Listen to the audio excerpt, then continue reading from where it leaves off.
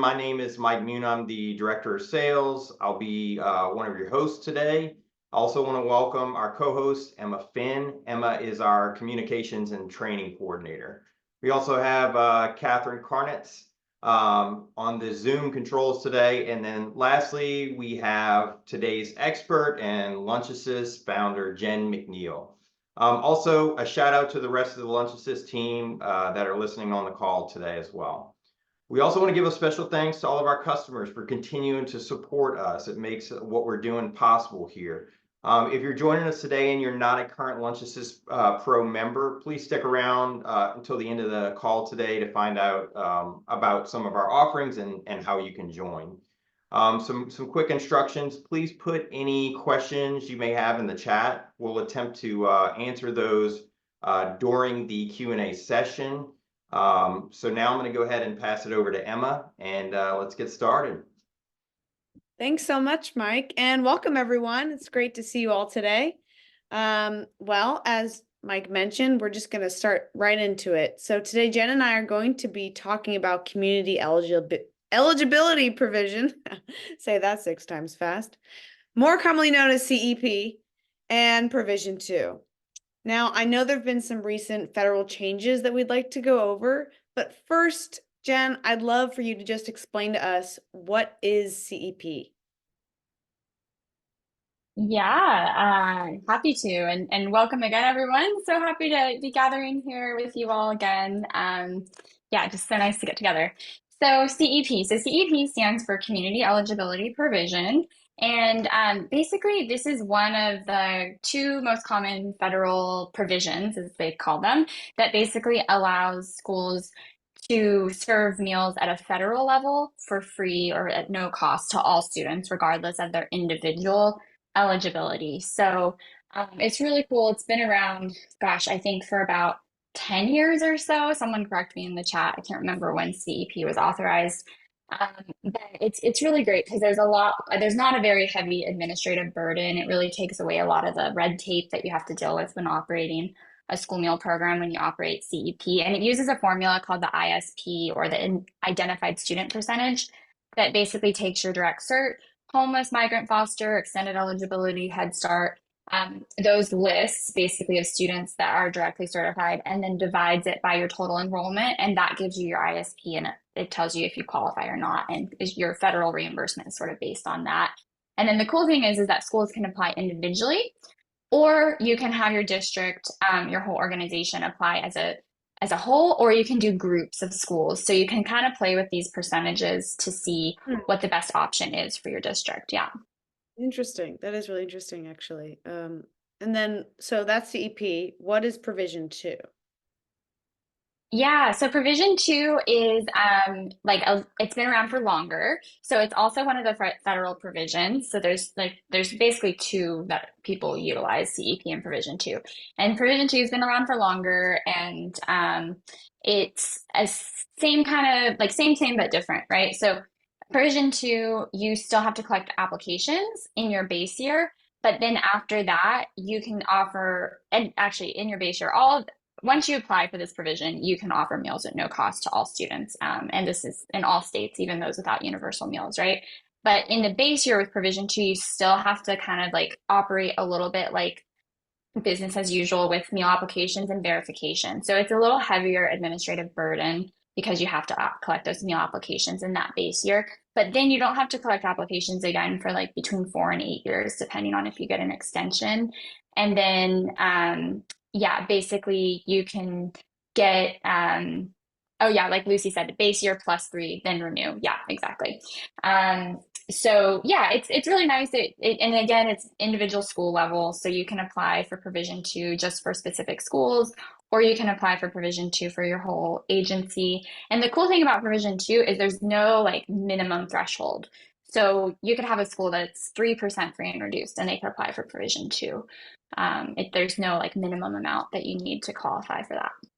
I didn't know that, actually. Huh. And so that's Provision 2. You gave us a background on CEP. Now, with the recent federal changes, how has CEP changed?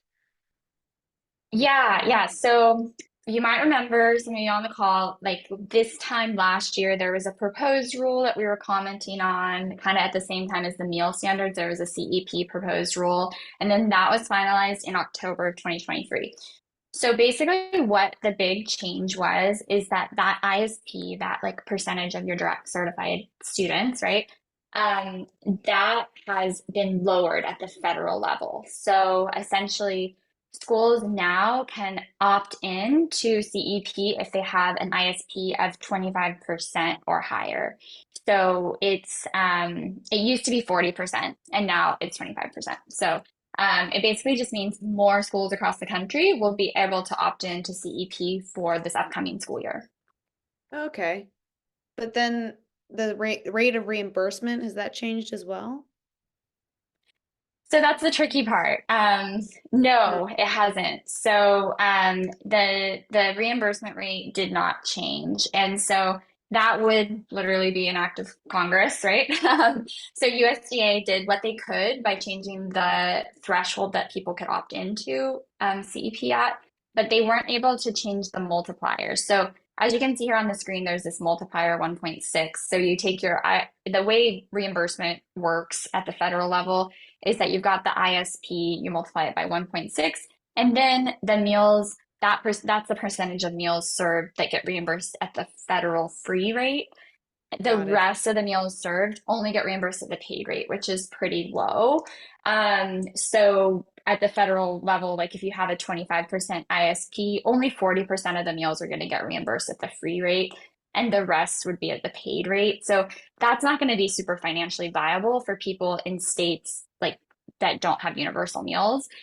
So at the federal level, this change probably won't have much of an impact for schools that aren't in a state with universal meals. But then as you can see, like going from 25% to 40%, as you get closer to 62.5, then you get 100% of your meals reimbursed at the federal free rate. So that's really like what everyone strives for when they're applying for CEP, is to get like as close to that 62.5 as possible, because then everything's reimbursed at the free rate from the feds. Okay. So that's at the federal level, but how are CEP schools in California reimbursed? Yeah, so in California, I think it's a little different, right? Because we have universal meals. So Right. basically, we get reimbursed this extra state reimbursement with universal meals that you can see here in this middle column that shows you, if you claim something at the free federal rate, then you still get a little bit of state reimbursement, but if you claim it at the paid, you get a lot more. So essentially, it fills the gap so that all meals are reimbursed at the total reimbursement rate being the same, whether they're free, reduced, or paid. So whether you have a certain percentage in the paid category, a certain percentage in the free category, at the local level, it doesn't really matter because you're going to get reimbursed the same for all those meals. And that's the beauty of universal meals. We can feed all the kids, and it doesn't matter what the free and reduced is. So when you look at this for CEP, if you have an ISP of 25%, you're going to get 40% of those meals paid at the free rate, 60% of those meals paid at the paid rate. But at the end of the day, it's the same 531 for school year 23-24. It's not going to make a difference. Where that is going to make a difference, though, is at the state level. So at the state level, obviously, we want that ISP to be as high as possible. So the closer we are to 62.5%, the better, because then we'll bring in more federal dollars, which will help, prevent so much spending from our own state budget in California. Okay. So on an individual level, though, for a California school, how do all these changes affect California schools? Yeah, so more schools are going to be eligible to opt in to CEP, right? Like we talked about, like there'll be more schools, but it's also really important to know that it's not just that more schools are eligible, it's that more schools are going to be mandated to opt into CEP. So this is really important. And this is the main reason we had this call scheduled for today, because we just want everyone to be aware of this. So there's an ed code section that requires any school with an ISP over 25%. So this was updated after October. It used to be 40. The ed code was updated to be ISP over 25%, means that you have to opt in to either CEP or Provision 2. Okay, well, just to clarify, is CEP an opt-in program or is it required? Yeah, so it's an opt-in at the federal level, right? So like at a federal level, it's completely optional. But because of this rule in California, it's mandatory now for a school that qualifies for CEP. So it's all based on if you qualify with that 25% ISP. It's mandatory now to opt into a provision. So you would have to do either provision 2 or CEP. So you still get some flexibility within that to pick either CEP or provision 2. But if you have an individual school site, and it's based on the individual school sites, if you have an individual school site that's at that ISP of 25%, then you have to opt into one of these provisions. Okay. Okay, I think I get it now. Well, let's talk practicality here. What do schools need to do as a result of this policy change? Yeah, so basically, this is a little bit of a checklist that, LunchAssist, we love checklists.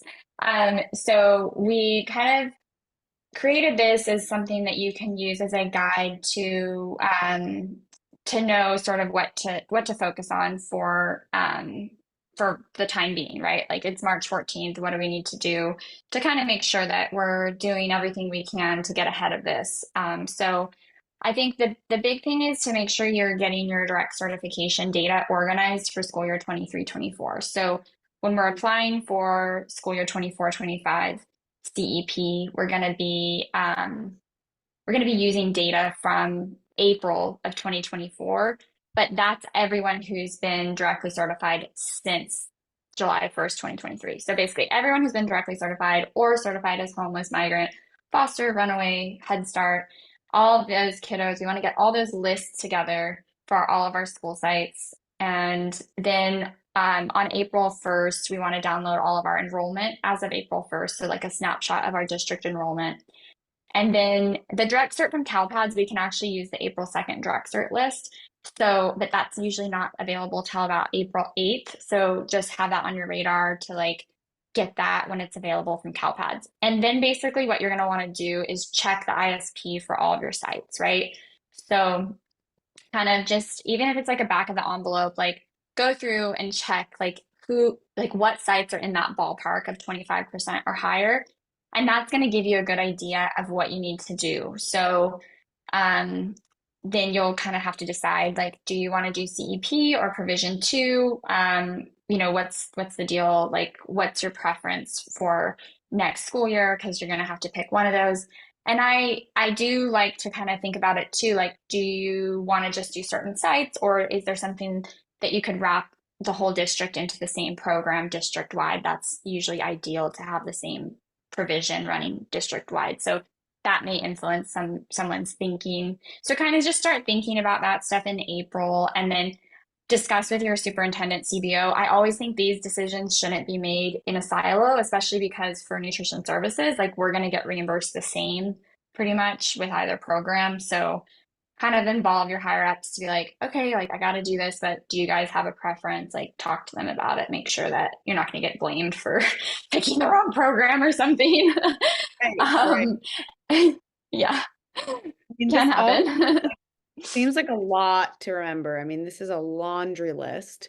So I was Yeah. just wondering, do we have any resources to help folks with this?